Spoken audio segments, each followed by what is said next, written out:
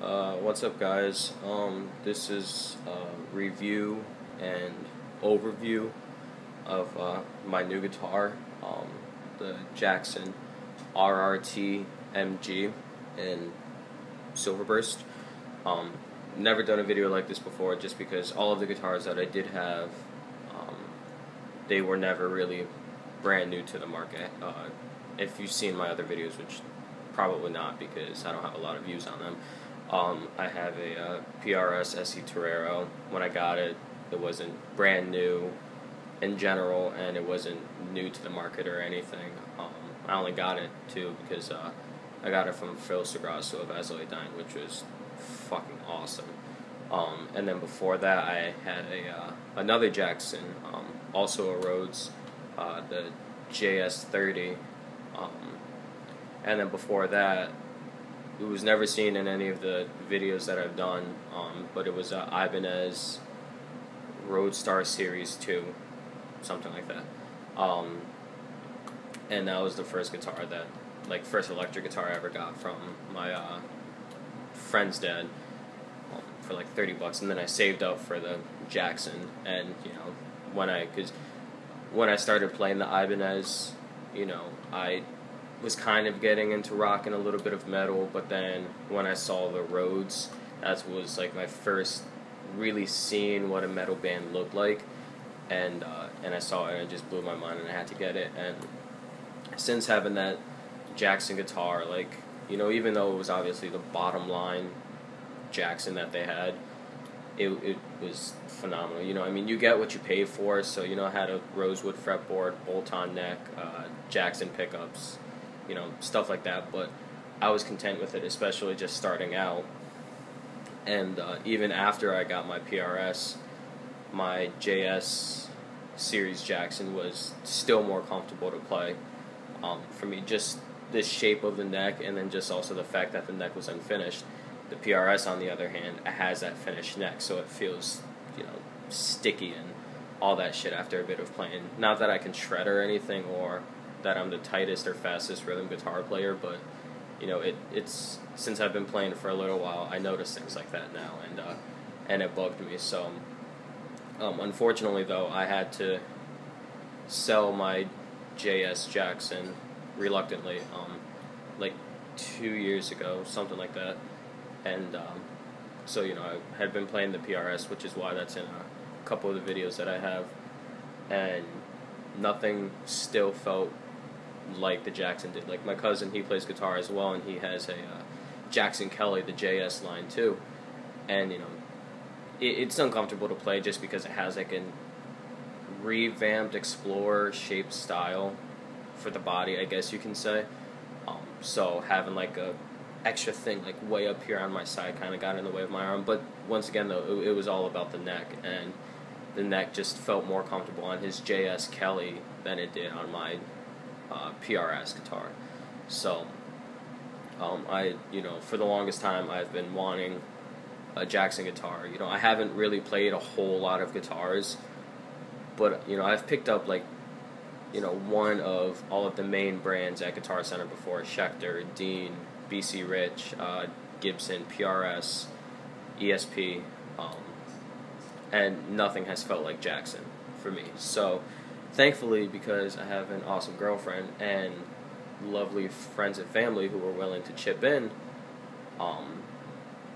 they all chipped in to get me this guitar.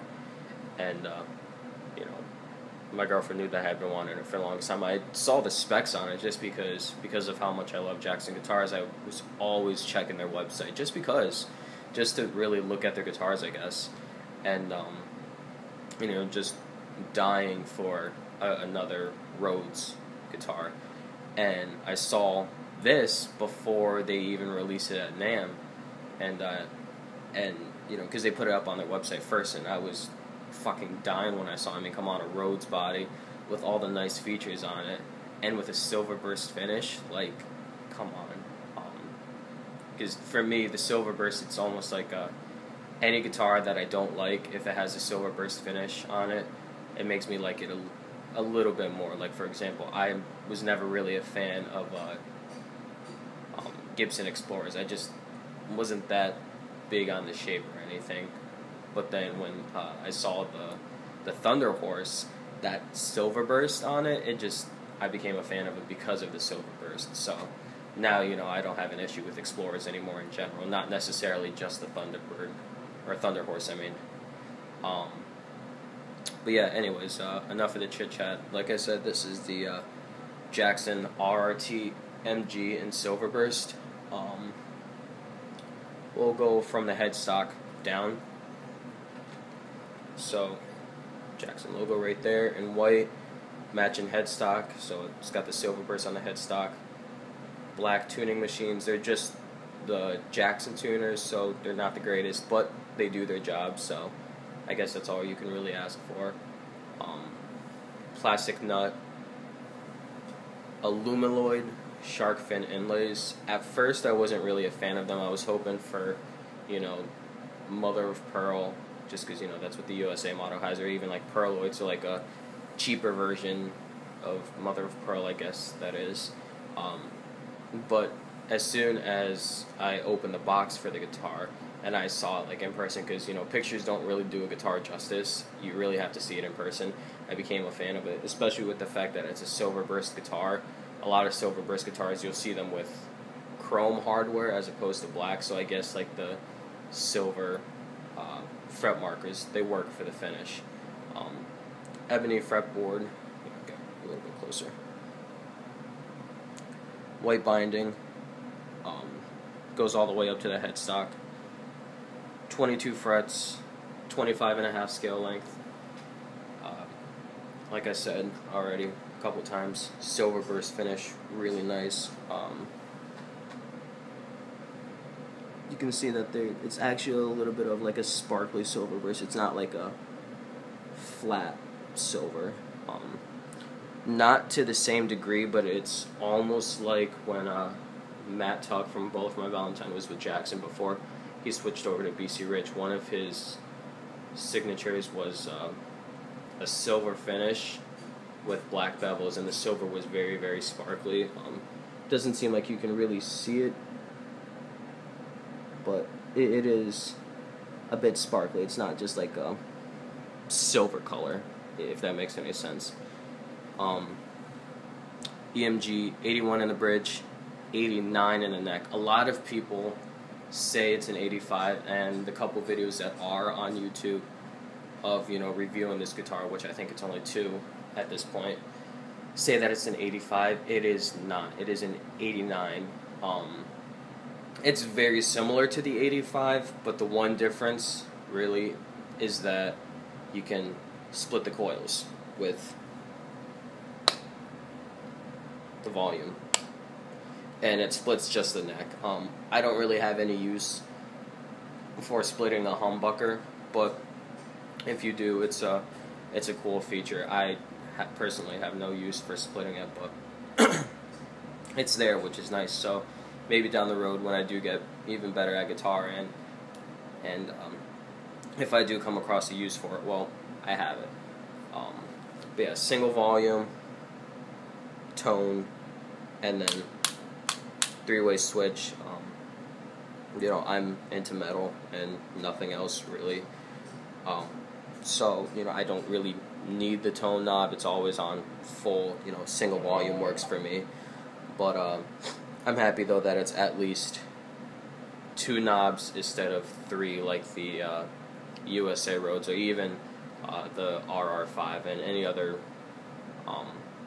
Rhodes models that came out before, because I played an RR5 a little while ago. I went to Guitar Center to get some strings, grabbed the RR5 just so that I can try to get used to playing a V again, and I was fucking confused because I've never played a guitar that had more than 2 knobs, so it was a bit overkill for me.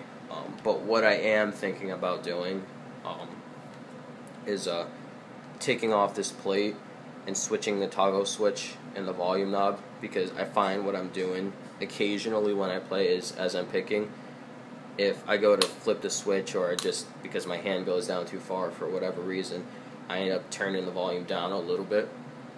But if I switch the 2, that probably won't happen, so the volume will be right here, switch will be right here. Something that I'm thinking about, not entirely sure though. Tone Pros adjustable bridge. Like I said, the road shape.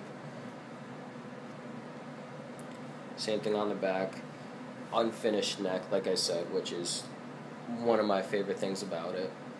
And battery compartment, because it's active EMGs, you need it.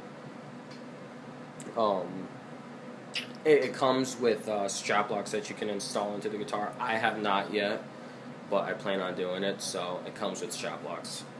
Something else that I did like, and I've realized just because I am a fan of Bullet for my Valentine,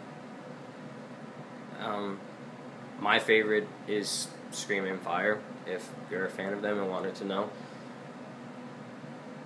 So, you know, basically when Matt was playing Jackson and what have you, but I noticed in the earlier days, just because I have their Live at Brixton DVD, and in that, or like during that show, he's playing a USA Rhodes, and I noticed that when both hands were on the microphone, and you know, he's just talking to the crowd, whatever, what happens a lot with Rhodes is there's a neck dive.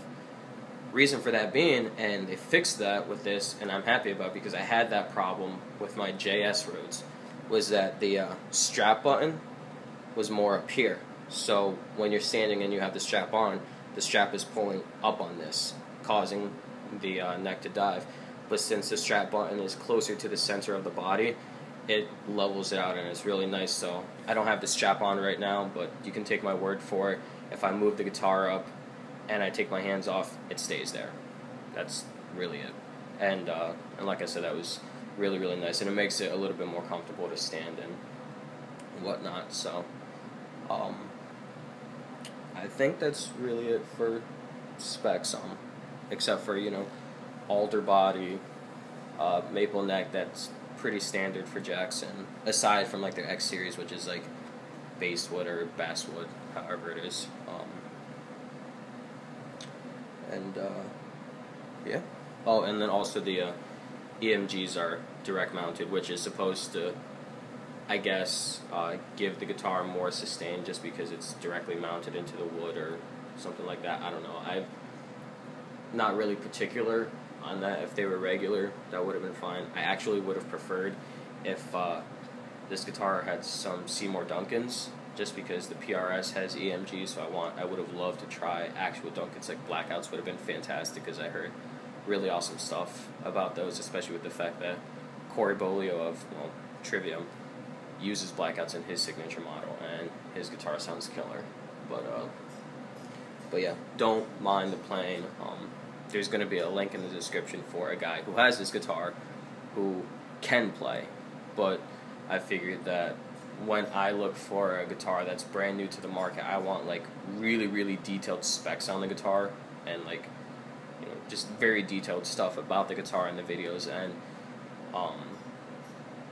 And the guy who's able to shred, I don't know his name, but he's a fucking phenomenal guitar player. He has this guitar, and you know, he gives you like a quick little overview of the guitar, and he plays, which is really good. But for me, like I said, I like more details about the guitar when I look into it.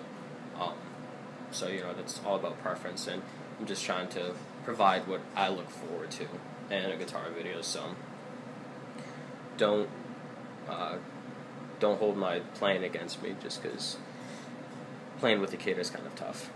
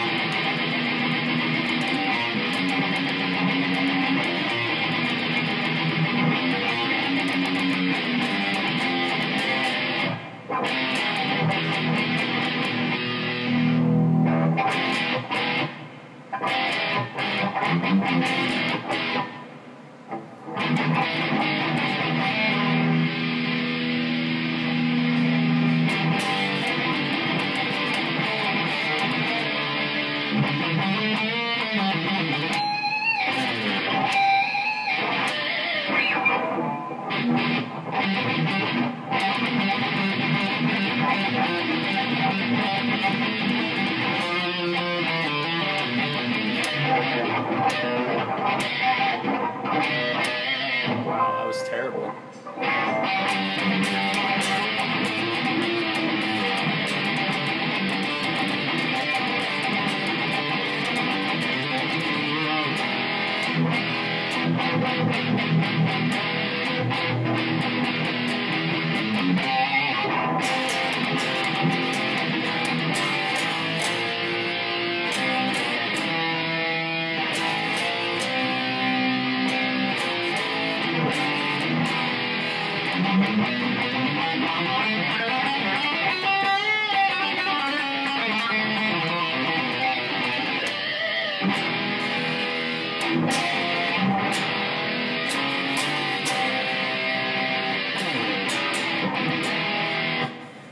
Yeah, it's fucking awesome guitar.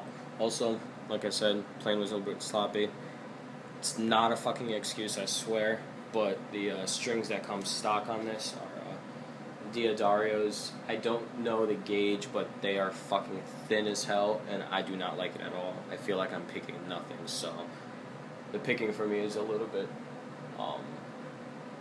it has been a little bit difficult since I picked up the guitar, just because I forgot to buy a pack of strings, so I gotta get on top of that, and then, like I said, I gotta switch the strap buttons so that way they lock in place and whatnot, but yeah, like I said, it's a fucking pretty rad guitar, and if you're a fan of Jackson, it's definitely awesome, especially for the price. Really, really good price for everything that you're getting between the ebony fretboard, the binding, Tone Pros bridge, EMGs. I mean, the finish alone is enough to get the guitar. It's just such a beautiful finish, and with the fact that Jackson hasn't really done much Silverburst finishes to my knowledge, aside from the Scott Ian signatures for the longest time, but now that they have this, and they have 7-string soloist, I believe, so yeah, it's definitely worth picking up, and I highly recommend this guitar, especially if you're a better player than me. It's a Jackson. Self-explanatory, you know. But yeah, that's my new guitar, Jackson RRTMG Silverburst.